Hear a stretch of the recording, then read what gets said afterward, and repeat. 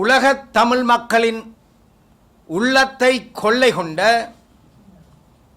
வருங்கால முதலமைச்சராக வரவிருக்கின்ற அன்பு தம்பி விஜய் அவர்களுக்கு அடக்குமுறைகளுக்கு எதிரான ஜனநாயக அமைப்பின் நல்வாழ்த்துக்கள்.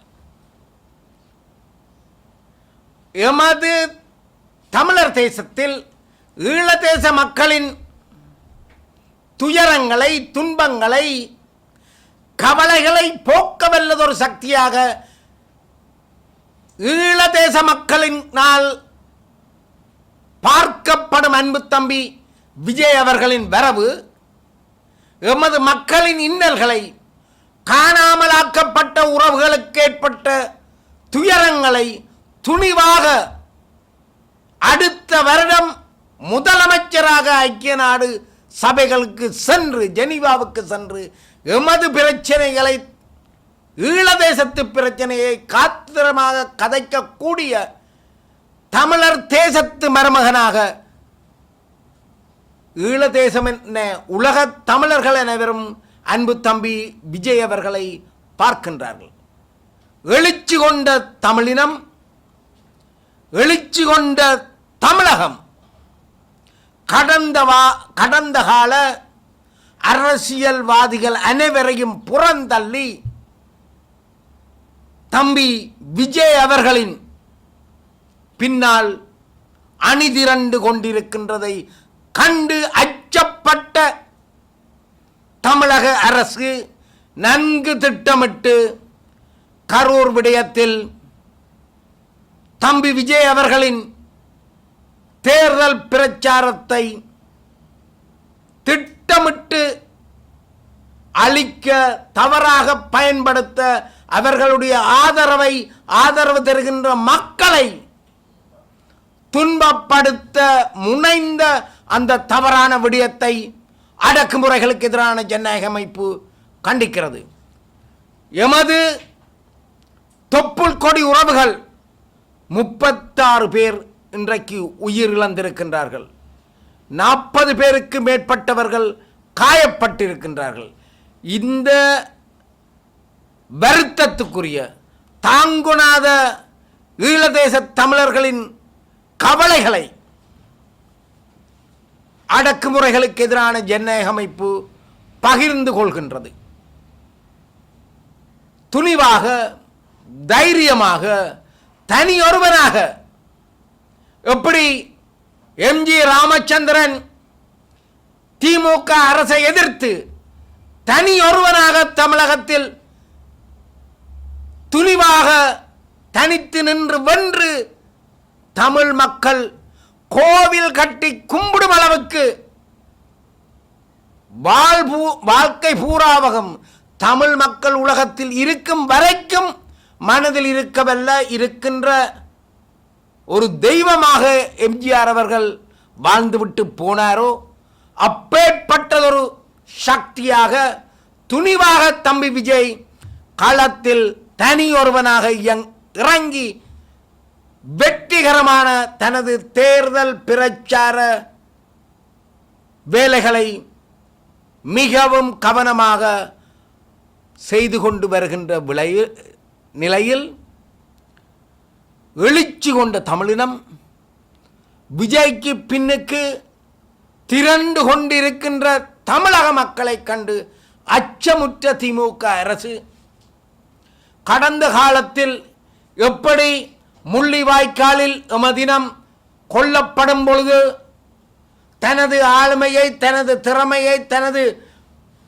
அதிகாரத்தை, தனது வல்லமையை மத்திய அரசில் செலுத்தக்கூடிய ஆதிக்கத்தை கையில் கொண்டிருந்த கருணாநிதி அவர்கள் ஒரு பொய்யான உண்ணாவிரதத்தை தொடங்கி எமது மக்களை பலி கொடுத்து விட்டார் என்ற கவலை இன்றைக்கும் தமிழினத்துக்கு, ஈழதேச மக்களுக்கு இருக்கின்றது.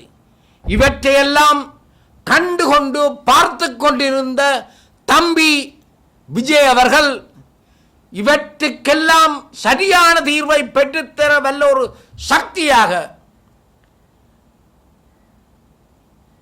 தேசிய தலைவனை, உலகத் தமிழர்களுக்கெல்லாம் தலைவராக இருந்த தேசிய தலைவர் பிரபாகரனை இழந்து நிற்கின்ற தமிழினத்திற்கு ஒரு ஆளுமையுள்ள, ஒரு வல்லமையுள்ள, ஒரு நேர்மையான, உண்மைத்துவத்துடன் செயற்படவல்ல ஒரு சக்தியாக விஜய் அவர்களை உலகத் தமிழர்கள் பார்க்கின்றார்கள். அப்பேற்பட்டதொரு ஆழ்மையை, நேர்மையை வருங்காலத்தில் கேவலமான அரசியல் சக்திகளை புறந்தள்ளி நேர்மையான ஒரு நண்பனை இந்த தமிழினம் 2026ஆம் ஆண்டு தமிழக முதலமைச்சராக இருத்தி வைக்கும் என்ற அசையாத நம்பிக்கையை அடக்குமுறைகளுக்கு எதிரான ஜனநாயக அமைப்பு தெரிவித்து நிற்கின்றது. தென்கிழக்காசியாவில் பல புரட்சிகளை பல நாடுகள் வெளிக்கொணர்ந்திருக்கின்றன. இலங்கையிலும் அதே போல ஒரு புரட்சி கிறிஸ்தவ மக்கள் மீது மேற்கொண்ட திட்டமிட்ட தாக்குதலின் பின்னால் ஜனாதிபதியாக வந்தவர் மக்களால் விரட்டி அடிக்கப்பட்ட சம்பவம் நடந்தேறியிருக்கின்றது. அன்பு தம்பி விஜய் அவர்களின் எந்த ஒரு கூட்டமாயிருந்தாலும் மக்கள் திரட்சியாக அலையாக எண்ணிலடங்காத மக்கள் வருவதை தமிழக அரசும் தமிழக காவல்துறையும் நன்கறிந்திருக்கின்றார்கள். அப்பேற்பட்ட ஒரு சூழ்நிலையில் விஜய் தாவேகா அரசு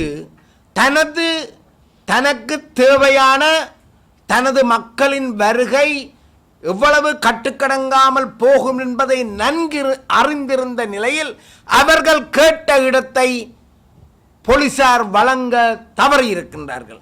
இந்த அநியாயமாக உயிர்களை இழந்த எமது தமிழக தொப்புள் கொடி உறவுகளின் துயரங்களுக்கு திமுக அரசும் தமிழக போலீசாரும் தான் காரணமாக இருந்திருக்கின்றார்கள் என்பது வெளிப்படை.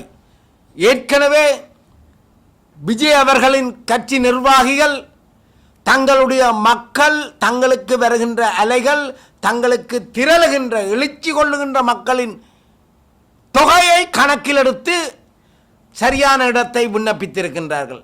சும்மா ஏடப்பாடி சின்ன அரசியல் கட்சிகளாக போய்விட்ட கடந்த கால தமிழக முதல்வராயிருக்கட்டும், அரசியல் கட்சிகளாக இருக்கட்டும், அவர்களுக்கு சேருகின்ற கூட்டத்தை இந்த தமிழக போலீசார் நன்கறிவார்கள். அப்பேற்பட்டவர்களுக்கு நீங்கள் வீதியோரத்தில் கொடுங்கள், அல்ல ஒரு சிறிய இடத்தை கொடுங்கள். இது எழுச்சி கொண்ட மக்கள் அணிதிரள்கின்ற தம்பி விஜயின் அரசியல் கட்சி.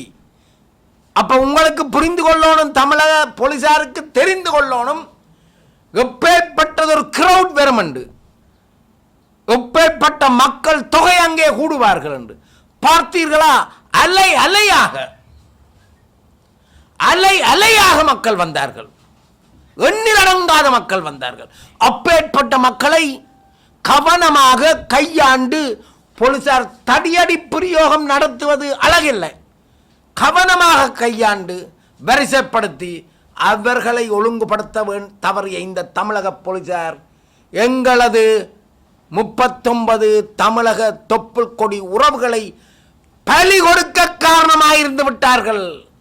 இது தமிழக அரசுக்கும் தமிழக காவல்துறைக்கும் இருக்கின்ற ஏதாவது தொடர்பாளர்கள் ஊடாக நடைபெற்றிருக்கின்றதா என்ற சந்தேகத்தை அடக்குமுறைகளுக்கு எதிரான ஜனநாயக அமைப்பு தெரிவித்துக் கொள்ள விரும்புகிறது.